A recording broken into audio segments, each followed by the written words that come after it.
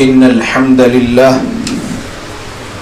نحمده ونستعينه ونستغفره ونعوذ بالله من شرور أنفسنا من يهده الله فلا مضل له ومن يضلل فلا هادي له وأشهد أن لا إله إلا الله وحده لا شريك له وأشهد أن محمدا عبده ورسوله أما بعد فإن خير الحديث كتاب الله وخير الهدي هدي محمد صلى الله عليه وسلم وشر الأمور محدثاتها وكل محدثة بدعة وكل بدعة ضلالة وكل ضلالة في النار. أعوذ بالله السميع العليم من الشيطان الرجيم من همزه ونفخه ونفثه. بسم الله الرحمن الرحيم. قاف والقرآن المجيد بل عجبوا أن جاءهم منذر منهم فقال الكافرون هذا شيء عجيب أإذا متنا وكنا ترابا ذلك رجع بعيد قد علمنا ما تنقص الأرض منهم وعندنا كتاب حفيظ بل كذبوا بالحق لما جاءهم فهم في أمر مريج أفلم ينظروا إلى السماء فوقهم كيف بنيناها وزيناها وما لها من فروج والأرض مددناها وألقينا فيها رواسي وأنبتنا فيها من كل زوج بهيج تبصرة وذكرى لكل عبد منيب ونزلنا من السماء ماء مباركا فأنبتنا به جنات وحب الحصيد والنخل باسقات لها طلع نضيد رزقا للعباد وأحيينا به بلدة ميتا كذلك الخروج كذبت قبلهم قوم نوح وأصحاب الرس وثمود وعاد وفرعون وإخوان لوط وأصحاب الأيكة وقوم تبع كل كذب الرسل فحق وعيد أفعينا بالخلق الأول بل هم في لبس من خلق جديد. يا معاشر المسلمين قال سبحانه وتعالى إن الله لا يغير ما بقوم حتى يغيروا ما بأنفسهم رب اشرح لي صدري ويسر لي أمري واحلل عقدة من لساني يفقهوا قولي سبحانك لا علم لنا إلا ما علمتنا إنك أنت العليم الحكيم إن العزة لله جميعا هو السميع العليم. تمام قسم کی تعریفوں کا حقدار صرف اور صرف اللہ وحدہ لا شریک ہے. میں تعریف کرتا ہوں اس اللہ کی جس نے ساری کائنات کو 6 ایام میں بنا کر اپنے آپ کو عرش پہ مستوی کیا اور اس اللہ کا عرش 7 آسمانوں کے اوپر ہے. پڑھتا ہوں میں درود اور آپ سب بھی پڑھیں درود اللہ کے آخری نبی آخری رسول محمد صلی اللہ علیہ وسلم پر جس رحمت للعالمین پر درود پڑھنے کا حکم دیا ہے اللہ رب العالمین نے. اللہم صلی علی محمد وعلی آل محمد كما صليت على إبراهيم وعلى آل إبراهيم إنك حميد مجيد. اللهم بارك على محمد وعلى آل محمد كما باركت على إبراهيم وعلى آل إبراهيم إنك حميد مجيد. سامعین، آج 26 نومبر 2021 کو یہاں جامع مسجد عثمان بن عفان رضی اللہ عنہ اہل حدیث فاؤنڈیشن جنگاؤں میں میرے خطبہ جمعہ کا عنوان ہے اصلاح اہل حدیث. یہ ایک ایسا عنوان ہے، غور کرنے کی بات ہے کہ اہل حدیثوں کی اصلاح یہ کیسی بات ہے. اہل حدیث مطلب خود مصلح، اہل حدیث مطلب خود مصلح ہوتا ہے. मुस्लिह यानी इस्लाह करने वाला। अब अहले हदीसों की भी इस्लाह ये उन्वान है, तो गौर से सुनिए। असल में ये एक छोटी सी बुकलेट है इस्लाह अहले हदीस नाम से। शेखुल अरब वल अजम मुहद्दिस बदिउद्दीन शाह राशिदी रहमतुल्लाह अलैह, जो सिंध में अहले हदीसों के एक बहुत बड़े आलिम मुहद्दिस मुफस्सिर गुजरे हैं, उन्होंने एक खिताब दिए थे। उस खिताब को किताबी शक्ल दी गई। उस लेक्चर का उन्वान था इस्लाह अहले हदीस, तो वो लेक्चर को किताब की शक्ल में कर दिया गया है। अब वो उन्वान जो है, ये किताब जब मैं पढ़ा, छोटी सी बुकलेट, तो मुझे समझ में आया कि ये उन्वान पर खुतबा देना चाहिए और ये खुतबा देते रहना चाहिए, क्योंकि अहले हदीसों को हर 3-4 महीने में अगर ये बात सुनाते रहेंगे तो अहले हदीस में जो कमज़ोरियाँ आ जाती हैं अमाल और मामलात की, वो कमज़ोरियाँ दूर होते रहेगी और वो लोग पाबंद रहेंगे, किताब और सुन्नत पर अमल करने वाले बने रहेंगे इंशाअल्लाह। इसलिए इस्लाह अहले हदीस। और इसमें जो पहले नंबर पे जो आयत लिखी गई सूरह हूद आयत नंबर 88, इन उरीदु इल्लल इस्लाह मस्तताअतु, मैं नहीं इरादा रखता मगर इस्लाह का जितनी मेरी ताकत है, मैं मेरी ताकत के मुताबिक इस्लाह करने का इरादा रखता हूं। ये आयत से हमें सबक मिला।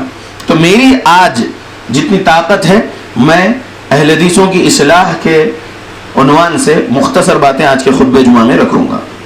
इस किताब में मुकद्दमे में सूरह अनआम की एक आयत नंबर 48 है, इसी तरीके से सूरह अनआम की आयत नंबर 54 है, और भी सूरह अल-आराफ आयत नंबर 85 है, और सूरह हूद आयत नंबर 88 है। फिर और समझाने के लिए सूरह शुअरा की आयत नंबर 189 है, सूरह हूद की आयत नंबर 94 है, सूरह अल-आराफ की आयत नंबर 19 है, सूरह अनकबूत की आयत नंबर 37 है, और फिर उसके आसपास जो समझाना है समझाए हैं।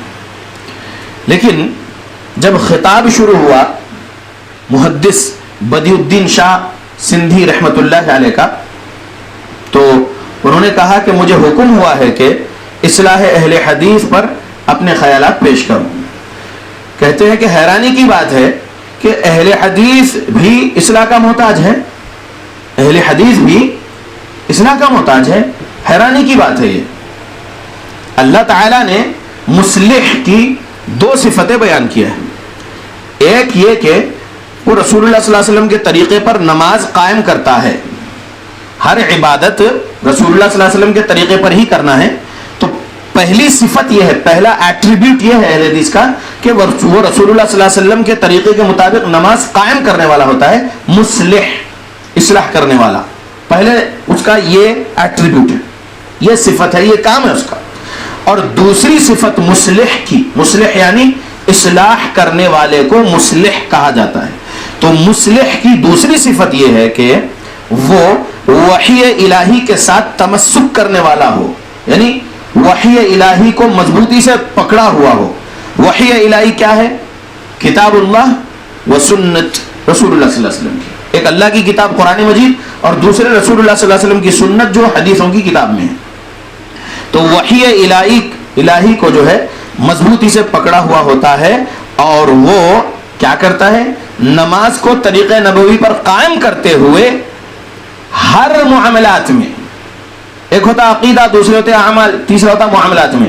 तो अकीदे अमाल नबी के मुताबिक हो गया, मुआमलात में भी वो वही इलाही के तहत चलने वाला होता है।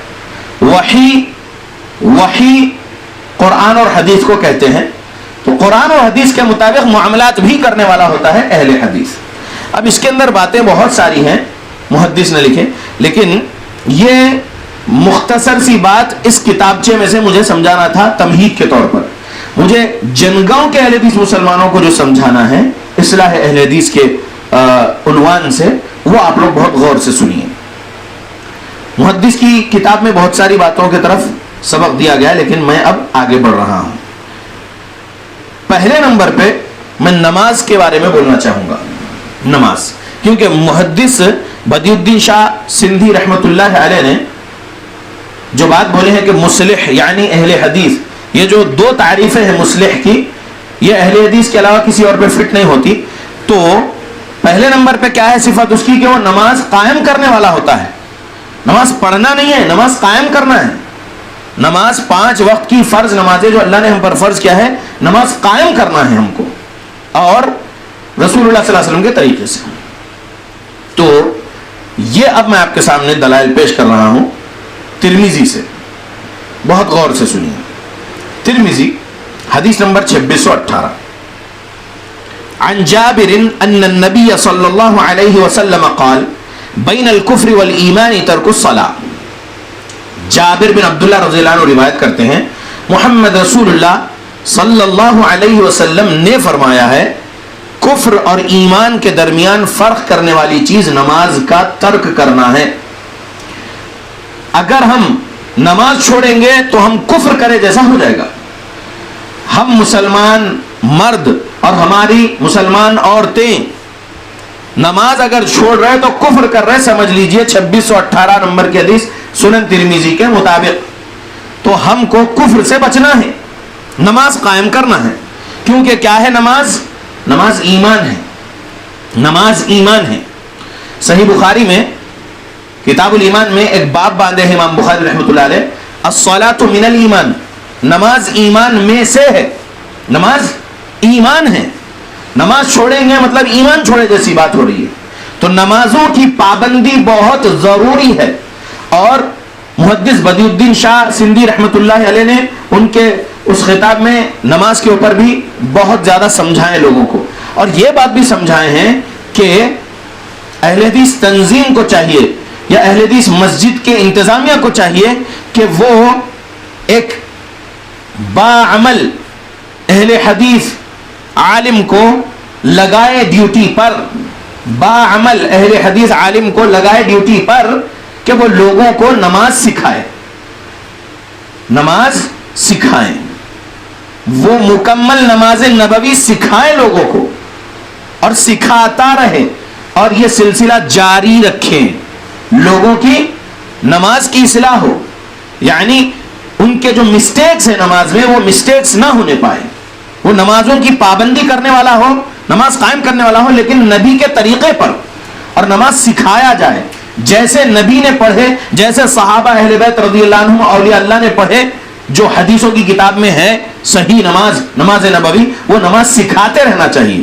یہ ایک کام ہے اصلاح اہل حدیث عنوان میں، یہ ایک کام ہے کہ اہل حدیثوں کی بھی اصلاح کی ضرورت ہے، کیونکہ اہل حدیث اس سبجیکٹ میں بس یہ سمجھ لے کہ میں رفع دین کر لیا، آمین زور سے بول لیا، سورہ فاتحہ امام صاحب کے پیچھے بھی میں مقتدی ہو کے سورہ فاتحہ پڑھ لیا، بس یہ نماز نبوی نہیں۔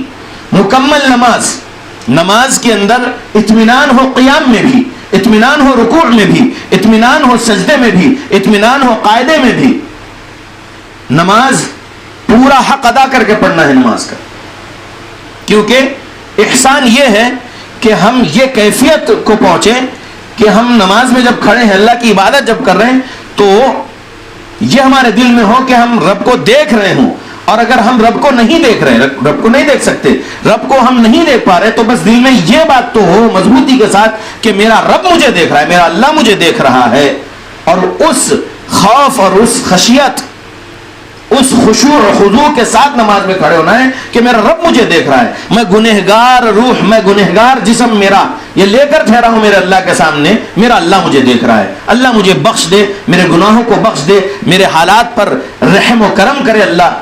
یہ امید کے ساتھ بندہ جو ہے اپنے رب سے تعلق جوڑے، نماز کی اصلاح ہونا چاہیے، کیونکہ نماز میں کئی مسٹیکس ہو رہے ہیں، تو یہ ایک بات ہے۔ اور نماز جو چھوڑ رہے ہیں ان سے تو بہت بڑا جرم ہو رہا ہے، نماز کا چھوڑنا کفر ہے، نہیں نماز چھوڑنا چاہیے۔ ایک اور حدیث 2622 نمبر کی حدیث ترمذی میں،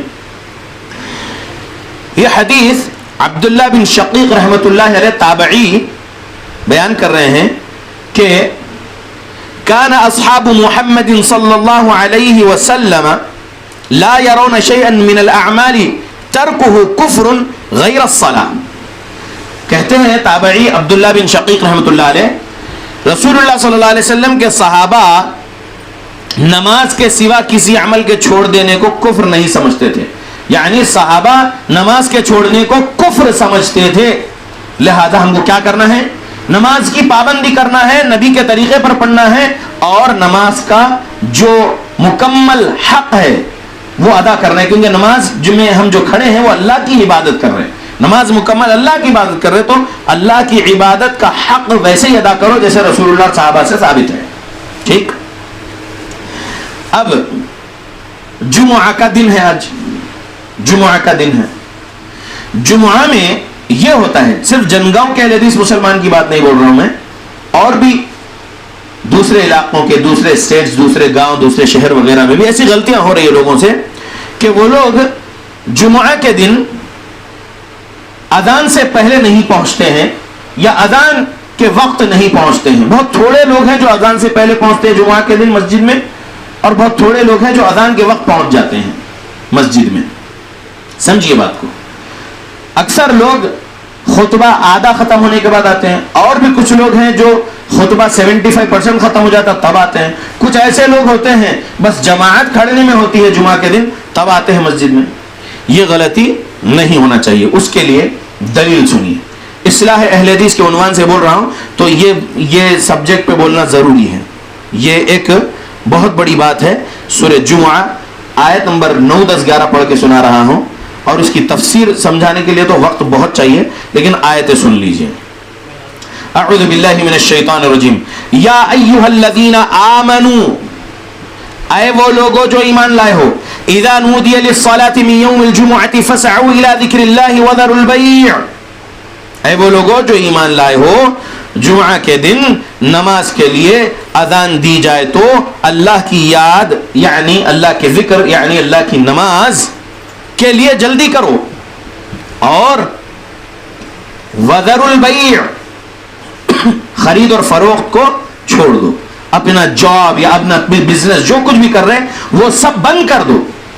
جب آپ کو معلوم ہے کہ آج جمعہ کے دن اس مسجد میں 12:45 کو اذان ہوگی یا 12:30 کو اذان ہوگی یا 1 بجے اذان ہوگی، آپ لوگوں کو پہلے سے خبر ہے، تو اب آپ کیا کرنا؟ جمعہ کے دن فکر کے ساتھ اچھا غسل کر کے پہلے سے ہی جمعہ کی تیاری کر کے اذان سے کچھ منٹ پہلے آ کے بیٹھ جائیے، اللہ کے ذکر میں رہیے. سمجھ رہے؟ یہاں پر یہ بات ہے کہ چھوڑنا ہے بزنس، چھوڑنا ہے جاب، دنیا بھی جتنی کام ہے جتنے وہ سب چھوڑنا ہے، پہلے اللہ کے ذکر کی طرف آنا ہے. کیونکہ جمعہ ہم پر فرض ہے. جیسا فرض نماز 5 وقت کی فرض ہے، ویسا جمعہ یہ فرض ہے. اور جمعہ کے دن جو 2 رکعت فرض نماز ہے وہ کیوں 2 رکعت ہے؟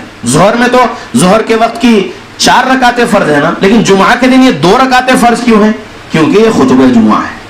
خطبہ جمعہ سے لوگوں کے عقیدے کی اصلاح ہوتی ہے، لوگوں کے اعمال کی اصلاح ہوتی ہے، لوگوں کے معاملات کی اصلاح ہوتی ہے. ایک ہفتے بھر میں اگر اس سے کچھ گناہ ہو گئے یا کچھ اور وہ دور گیا دین سے، تھوڑا دنیا میں مشغول ہو گیا، غفلت میں ہو گیا، تو جمعہ کا خطبہ جب سنے گا تو ریچارج ہو جائے گا، اس کے ایمان میں زیادتی ہوگی. کیونکہ وَإِذَا تُلِيَتْ عَلَيْهِمْ آيَاتُهُ زَادَتْهُمْ ایمانا، سورہ انفال آیت نمبر 2 میں کہا اللہ نے، سورہ نمبر 8 ہے.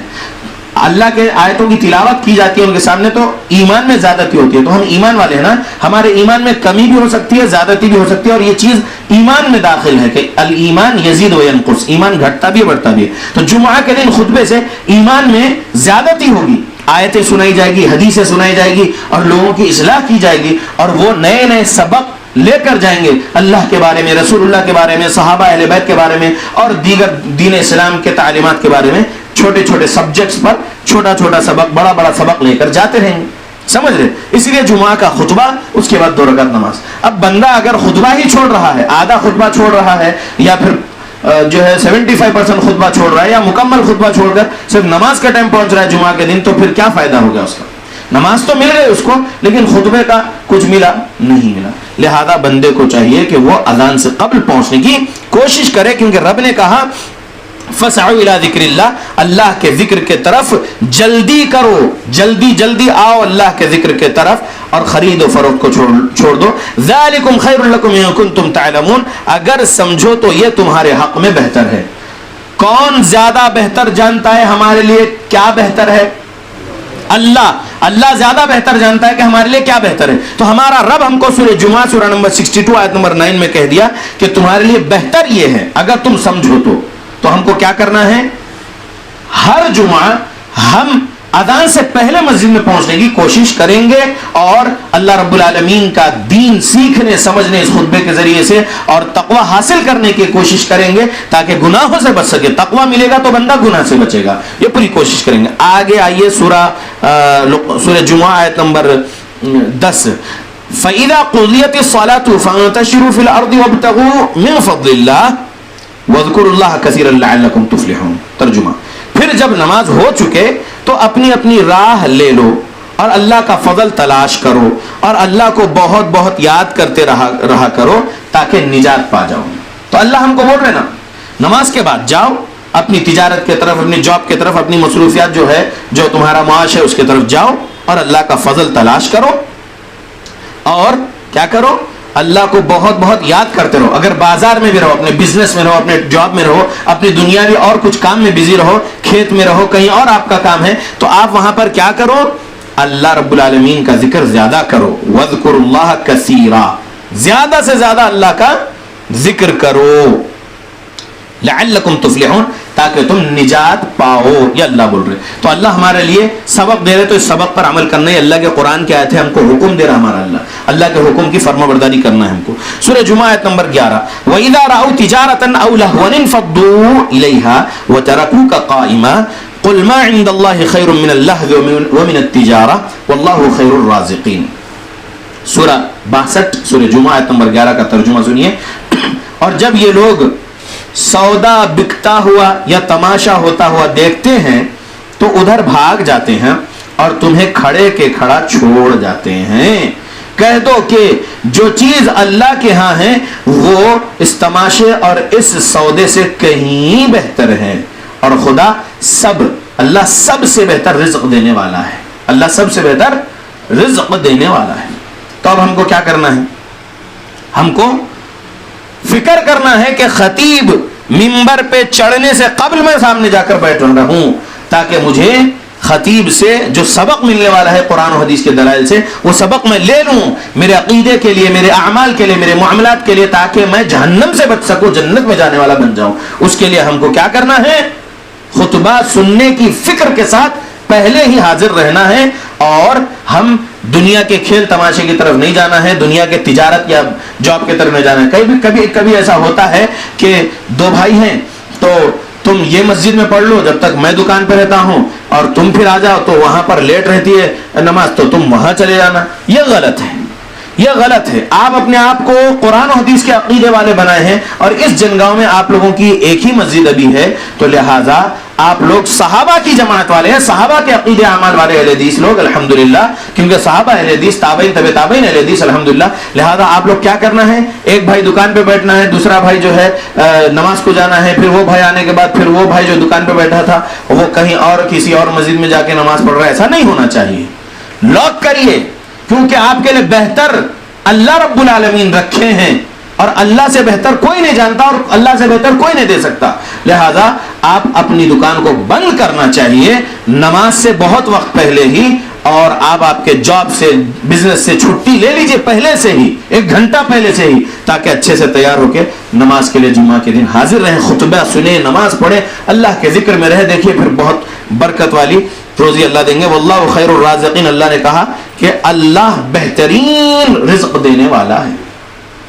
یہ اصلاح اہل حدیث جو سبجیکٹ ہے، یہ جو عنوان ہے، یہ میں اور بھی باتیں بول سکتا تھا اور بھی کچھ اور چیزیں ہیں، لیکن نماز اور یہ جمعہ کا مسئلہ یہ ضروری سمجھانا چاہتا ہوں کیونکہ میں الحمدللہ 2010 سے خطبہ جمعہ تو دے رہا ہوں، الحمدللہ 2008 سے درس دے رہا ہوں. تو 2008 میں جب سے اہل حدیث مسلمان بنا ہوں میں الحمدللہ تقلید اور شرک بدعت کو چھوڑ کر.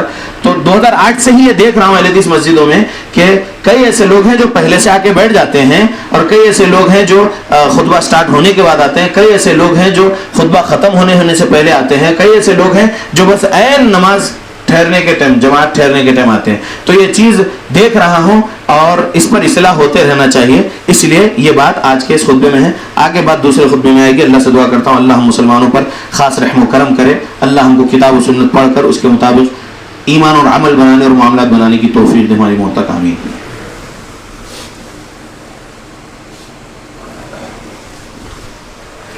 الحمد للہ وکفا وسلام علی عباده الذین اصطفى وبعد اللهم صل وسلم علی نبینا محمد.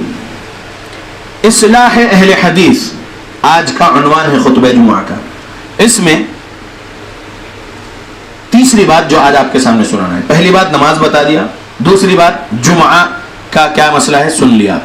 اب اور بھی بہت ساری حدیثیں سنا سکتا تھا جمعہ کے بارے میں کیا کیا فضیلتیں آئی ہیں, لیکن خطبہ جمعہ کا وقت بہت مختصر ہے, اس لیے جو ہے میں آپ کے سامنے بہت ساری حدیثیں نہیں سنا سک رہا ہوں. لیکن نماز کے بعد اگر کوئی بیٹھنا چاہ رہے, مغرب تک میں یہاں ہوں, اگر کوئی بیٹھنا چاہ رہے اور بھی جمعہ کے بارے میں کچھ فضیلتیں کیا ہیں اور جمعہ کے بارے میں کیا کیا ہے, اگر آپ سوال کرنا چاہ رہے تو انشاءاللہ میں مغرب تک یہیں پر ہوں. انشاءاللہ مغرب بعد جاؤں گا میں واپس حیدرآباد, تو میں انشاءاللہ یہاں پر آپ کے سامنے دلائل بتاؤں گا انشاءاللہ. ٹھیک ہے. اب میں آگے عنوان کو مکمل کرنے کے لیے تیسری بات آج کے خطبے میں اصلاح اہل حدیث عنوان میں تیسری بات جو سنا رہا ہوں اس پر بہت غور و فکر کریے کہ کتنا امپورٹنٹ ہے. نماز جتنا امپورٹنٹ ہے ویسے ہی یہ تیسری بات بھی ویری ویری امپورٹنٹ ہے. کیا ہے تیسری بات؟ صحیح مسلم حدیث نمبر 177. رسول اللہ صلی اللہ علیہ وسلم نے فرمایا من رأى منكم منکرا فلیغیرہ بیدہ فإن لم يستطع فبلسانہ فإن لم يستطع فبقلبہ وذلك اضعف الایمان. ترجمہ, تم میں سے جو کوئی بھی شخص کچھ بھی برائی دیکھے, من تم میں سے جو کوئی بھی شخص رأى دیکھے, منکرن کچھ بھی منکر کام, کچھ بھی برائی, مسجد کے اندر کچھ برائی کرتے ہوئے مسجد کی کمیٹی والوں کو دیکھو یا کسی مصلی کو دیکھو, یا مسجد کے باہر مسجد کے پڑوسی کو کچھ منکر کرتے ہوئے دیکھو, یا بستی میں کچھ اسلام کے اپوزٹ میں منکر ہوتا ہوا دیکھو, یا کسی مسلمان کے خلاف کچھ سازش اور منکر کام ہوتا ہوا کسی ایک کمزور عقیدے کے مسلمان کو دیکھ رہے کہ ایک مسلمان جو کمزور ہے, مظلوم ہے, اس پر وہ ظالم جو ظلم کر رہا ہے مسلمان, وہ یہ برا کام کر رہا ہے. ظلم برا کام ہے نا, بہت بڑا گناہ ہے ظلم, حرام ہے ظلم کرنا, لیکن حرام کام کو جو ہے جائز سمجھتے ہوئے ظلم کر رہے اور اس کو ظلم نہیں سمجھ رہے. ایسا ہو رہا ہے کئی معاشروں میں, ایسا ہو رہا ہے کئی بستیوں میں, کئی گاؤں, کئی شہر میں ایسا ہو رہا ہے. ظلم کرنے کو بس عادت بنا لی ہے لوگوں نے اور ظلم کر رہے, ظلم کو حرام نہیں سمجھ رہے. تو اللہ ہدایت دے ان لوگوں کو. تو اب یہ برائی دیکھ رہے ہیں, ایک ظالم کو ایک مظلوم پر ظلم کرتا ہوا دیکھ رہے ہیں اور آپ دیکھ رہے کہ یہ برائی ہے, تو آپ کیا کرنا ہے معلوم؟ اس برائی کے اپوزٹ میں کھڑنا ہے, برائی کا رد کرنا ہے, اچھائی بیان کرنا ہے. ظالم اور ظالم اور مظلوم دونوں کی مدد کرنا ہے. وہ کیسے؟ مظلوم کی مدد کرنا سمجھ میں آ رہا, ظالم کی مدد کیسے کرنا؟ تو ظالم کا ہاتھ پکڑنا, ظلم کرنے سے روکنا, یہ اس کی مدد کرنا ہوا. اس کو روکنا ہے ظلم کرنے سے, اس کی مدد کرنا ہوا. ظلم کرنے کی وجہ سے جہنم مل سکتی ہے نا اس کو, تو اس کو ظلم کرنے سے روکیں گے اور اس کو بتائیں گے کہ تم جو کر رہے ہیں یہ اللہ کے قرآن کی آیت کے خلاف ہے, یہ رسول اللہ صلی اللہ علیہ وسلم کی احادیث کے خلاف ہے, اور یہ جرم کرنے سے, یہ ظلم جو ہے یہ جرم ہے اور اس ظلم کی وجہ سے جہنم مل سکتی ہے. اس کو روکنا ہے, اس کا ہاتھ پکڑنا ہے. یہ حدیث ہم کو سبق دے رہی ہے کہ یہ حدیث کئی جگہ فٹ ہو سکتی ہے. ایک ظالم کے پاس میں آپ کو بتا رہا ہوں کہ منکر دیکھ کر اس کے خلاف ہاتھ سے روکو اگر طاقت ہے. فَإِن لَمْ يَسْتَطِعْ, ہاتھ سے برائی کو بدلنے کی طاقت نہیں ہے تو زبان سے برائی کا رد کرو. اچھائی جو ہے برائی کے اپوزٹ والی, وہ اچھائی سکھاؤ لوگوں کو اور برائی چھوڑنے کو بولو. پہلے نمبر کی برائی شرک, پھر دوسرے نمبر کی برائی بدعت خرافات, پھر تیسرے نمبر کی جو برائی ہے وہ ظلم کو لے لیں, کیونکہ آج معاشرے میں ظلم زیادہ ہو رہا. شراب پیتے کسی کو دیکھ رہے تو برائی ہے, اس کے اپوزٹ بولو اچھائی کیا ہے, اور شراب گناہ ہے, شراب پینا گناہ ہے, بتاؤ لوگوں کو, سمجھاؤ. نہیں ہے آپ کے پاس زبان سے بھی برائی کے خلاف کچھ بولنے کی طاقت نہیں ہے آپ کے پاس. برائی دکھ رہی, ہاتھ سے اس برائی کو بدلنے کی طاقت نہیں ہے, تو زبان سے بولو برائی کے خلاف, اور اچھائی کیا بیان کرو. اگر برائی کے خلاف زبان سے بولنے کی بھی طاقت نہیں ہے تو دل سے برائی کو برا جانو, دل سے برائی کو برا جانو. اور دل سے برائی کو برا جاننا ایسا ہے کہ یہ 179 نمبر کی حدیث صحیح مسلم سے معلوم کریں گے. 177 سنایا صحیح مسلم کی, اب 179 نمبر کی حدیث صحیح مسلم بہت غور سے سنیے.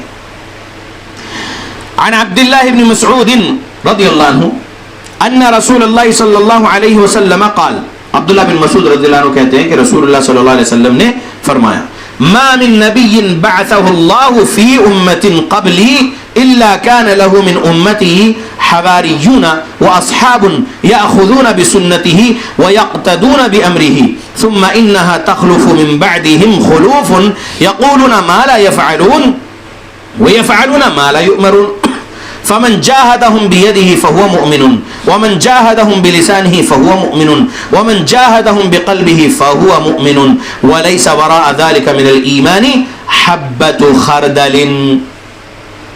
یہ حدیث مکمل. اب ترجمہ سنیے. عبداللہ بن مسعود رضی اللہ عنہ کہتے ہیں رسول اللہ صلی اللہ علیہ وسلم نے فرمائے کہ اللہ نے مجھ سے پہلے کسی امت میں جتنے بھی نبی بھیجے ان کی امت میں سے ان کے کچھ حواری اور ساتھی ہوتے تھے جو ان کی سنت پر چلتے اور ان کے حکم کی پیروی کرتے تھے. پھر ایسا ہوتا تھا کہ نبیوں کے بعد کچھ نالائق لوگ, نبیوں کے حواری اور ساتھیوں کے بعد میں کچھ نالائق لوگ ان کے جانشین بن جاتے تھے. وہ زبان سے ایسی باتیں کہتے جن پر خود عمل نہیں کرتے تھے, اور ایسے کام کرتے تھے جن کا ان کو حکم نہ دیا گیا تھا. چنانچہ جس نے ان جیسے لوگوں کے خلاف اپنے ہاتھ سے جہاد کیا وہ مومن ہے, اور جس نے ان کے خلاف اپنی زبان سے جہاد کیا وہ مومن ہے, اور جس نے اپنے دل سے ان کے خلاف جہاد کیا وہ بھی مومن ہے, لیکن اس کے پیچھے رائی کے دانے کے برابر بھی ایمان نہیں ہے. یعنی اگر دل سے بھی اگر کوئی بندہ جہاد نہیں کر رہا ہے تو پھر وہ رائی کے دانے کے برابر بھی اس کے پاس ایمان نہیں ہے. اس 179 نمبر کی حدیث صحیح مسلم سے معلوم ہوا. مطلب یہ کہ آپ کسی ظالم کو ظلم کرتے ہوئے دیکھ رہے ہیں, کسی ایک مسلمان کو گناہ کرتے ہوئے دیکھ رہے ہیں, اور بڑے بڑے گناہ کر رہا ہے, اور آپ کے پاس طاقت بھی ہے ہاتھ سے روکنے کی, اور آپ نہیں روک رہے, تو آپ کیا کر رہے ہیں؟ آپ ہاتھ سے اس سے لڑو, یعنی اس ظالم کا ہاتھ پکڑو, جھنجوڑو اس کو, اور اس کو بولو کہ اے اللہ کے بندے, اے ظالم, یہ گناہ چھوڑ, یہ گناہ سے تجھے جہنم مل سکتی ہے, ڈر اللہ سے, مت کر کسی کمزوروں پر ظلم, مت کر کسی پر بھی ظلم, اللہ سے ڈر.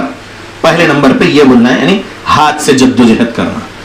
نہیں ہے طاقت ہاتھ سے جدوجہد کرنے کی, ہاتھ سے برائی کو بدلنے کی طاقت نہیں ہے, تو زبان سے ظالم کا رد کرو, اور زبان سے بولو برائی کے خلاف. دیکھو یہ برائی ہے جو تم کر رہے, یہ فلاں آیت سے ٹکرا رہا ہے تمہارا کام, یہ فلاں حدیث سے ٹکرا رہا ہے تمہارا یہ کام, یہ گناہ ہے, یہ اچھی بات نہیں ہے, یہ بری بات ہے, یہ اسلام کے خلاف ہے جو تم کر رہے ہو. اللہ سے ڈرو, زبان سے جدوجہد کرنا ہے, زبان سے جہاد. مسلمانوں کو بدنام کرے نان مسلمز, RSS والے مسلمانوں کو اور اسلام کو بدنام کرے, یہ لوگ اسلام دشمن طاقت ہے, بدنام کرے کہ تلوار والے ہیں, تلوار والے ہیں, وغیرہ وغیرہ. ارے اللہ کے بندو, زبان سے جہاد سکھائے نبی, دل سے بھی جہاد سکھائے نبی. یہ تعلیمات دیکھو نا ہمارے نبی کے, یعنی برائی کے خلاف بولنا اور اچھائی بیان کرنا, اچھائی سکھانا, برائی چھوڑو بولنا, یہ زبان سے جہاد ہے. تو وہ مومن ہے, بولے جو ہاتھ سے کرے وہ مومن, اور جو زبان سے, ومن جاہدہم بلسانہ فہو مؤمن, جو زبان سے بھی جہاد کرے وہ بھی مومن ہے, اور جو اپنے دل سے جہاد کرے وہ بھی مومن ہے. نبی نے کہا دل سے جہاد, یہ کیسی بات ہے؟ برائی کو دیکھ رہے, ہاتھ سے روکنے کی طاقت نہیں ہے, زبان سے اس برائی کے خلاف بولنے کی طاقت نہیں ہے, تو دل سے برائی کا رد کرو, دل سے برائی کو برا جانو, دل کے اندر نفرت رکھو, دل کے اندر نفرت رکھو اس برائی کے بارے میں کہ یہ برائی ہے اور اس برائی سے مجھے نفرت کرنا ہے میرے دل سے. اور اگر کوئی بندہ یہ بول رہا ہے کہ میں دل میں برائی کو برا جان رہا ہوں, نفرت کر رہا ہوں میں اس برائی سے, دل سے نفرت کر رہا ہوں بول رہے, پھر اس کے بعد اس برائی کرنے والے کا ساتھ دے رہے, آتے جاتے اس کو سلام اور مصافحہ کر کے اس کے ساتھ بیٹھ رہے, اس کے ساتھی بنے رہ رہے, تو آپ دل سے برائی کو برا جانے نہیں جانے. دل سے برائی کو برا جاننا مطلب یہ کہ دل سے نفرت کرنا اس برائی کے بارے میں, اور اس برا کام کرنے والے سے دل میں نفرت کرنا اللہ کے لیے. ابغض للہ, نفرت کرنا دل سے اللہ کے لیے وہ برائی دیکھ کر.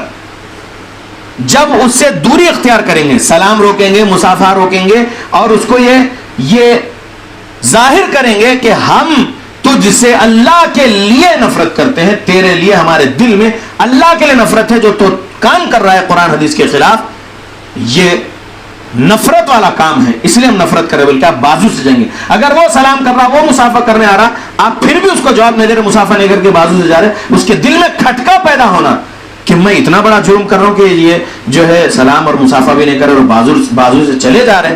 اس کی اصلاح کرنا ہے نا, اس کے دل میں پیدا ہونا کہ ہاں لوگ میرے خلاف ہیں, میرے برے کام کی وجہ سے نہ سلام نہ مصافحہ, اور میرے سے نفرت کر رہے اور بازو سے چلے جا رہے, لیکن کچھ بھی میرا ساتھ نہیں دے رہے. تو پھر اس کو خیال پیدا ہوگا, پھر وہ آئے گا تو ہو سکتا ہے اس کی بھی اصلاح ہو جائے اور وہ بھی جہنم سے بچ جائے, سچی توبہ کر لے اور وہ بھی اچھے کام کرنے والا بن جائے, برائی چھوڑ دے. تو آپ دل سے جہاد کا مطلب یہ ہے کہ سچ میں آپ دل سے نفرت کرنا برائی کی, برائی دیکھ رہے ہیں تو نفرت کرنا ضروری ہے. اور اگر برائی سے نفرت نہیں پیدا ہو رہی دل میں, اور برائی دیکھنے کے باوجود برائی کے پاس آپ کھڑ رہے, بیٹھ رہے, برائی کا ساتھ دے رہے, تو آپ دل سے بھی جہاد کرنے والے نہیں بنے. لہذا وَلَيْسَ وَرَاءَ ذَلِكَ مِنَ الْإِيمَانِ حَبَّةُ خَرْدَلٍ, یہ نبی صلی اللہ علیہ وسلم کے الفاظ ہیں کہ اگر دل سے بھی کوئی بندہ جہاد نہیں کر رہا ہے, یعنی برائی سے نفرت دل میں نہیں رکھا ہے, تو پھر وہ بندہ اپنے ایمان کا خود جائزہ لے کے وَلَيْسَ, اور نہیں ہے اس کے پاس, وَرَاءَ ذَلِكَ مِنَ الْإِيمَانِ حَبَّةُ خَرْدَلٍ, یعنی اس کے پیچھے پھر دل کا بھی معاملہ اگر اس کا نہیں ہے کہ دل میں بھی برائی کے لیے نفرت نہیں ہے, تو پھر رائی کے دانے کے برابر بھی ایمان نہیں ہے اس کے پاس. یہ رسول اللہ کا فرمان ہے. تو اب اس حدیث کو کئی فیلڈز پر فٹ کر سکتے, کئی فیلڈ میں. مسجد کے اپوزٹ کوئی آ رہا ہو, دعویٰ سینٹر کے اپوزٹ کوئی آ رہا ہو, رقیہ شرعیہ سینٹر کے اپوزٹ کوئی آ رہا ہو, لائبریریز کے اپوزٹ کوئی آ رہا ہو, یا کوئی اور سوشل ویلفیئر آرگنائزیشن کے اچھے کاموں کے اپوزٹ کوئی آ رہا ہو, اسلام دشمنی میں, سمجھ رہے آپ, تو آپ کو ٹھہرنا ہے, برائی کے خلاف ٹھہرنا ہے. اب وہ برائی کرنے والا آپ کا مسلمان بھائی کیوں نہ ہو, کلمہ گو, شرک بدعت خرافات کے فرقے والے, آپ کو مضبوطی سے ٹھہرنا ہے. ہاتھ سے تو آپ لڑ نہیں سکتے, انڈیا ہے یہ, اور یہاں پر جو ہے ہاتھ اٹھا نہیں سکتے, ہاتھ اٹھائیں گے تو 324 میں بک کر دیں گے, خون وغیرہ نکال دے تو 307 میں بک کر دیں گے آپ کو. لہذا آپ زبان سے, آرٹیکل 19 آف انڈین کانسٹیٹیوشن کیا ہے, right to freedom of speech and expression, تو آپ بولنے کی تو آزادی ہے نا, تو برائی کے خلاف بولو اللہ کے بندو.